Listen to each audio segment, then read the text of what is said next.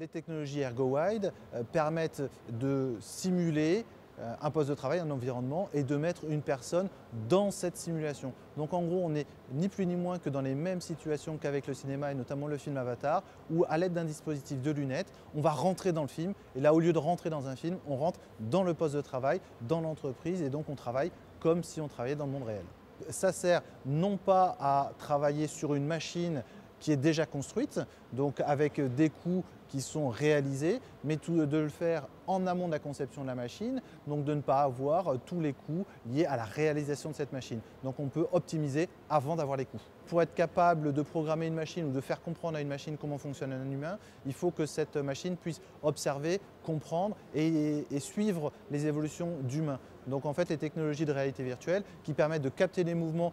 d'identifier des opérateurs dans leurs conditions de travail, permettent de faire finalement cette acquisition de données qui peut-être par l'avenir pourront servir à constituer les éléments d'intelligence artificielle.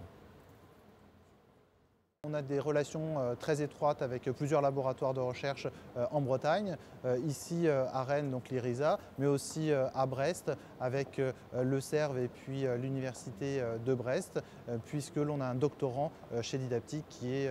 détaché dans un des laboratoires de Brest.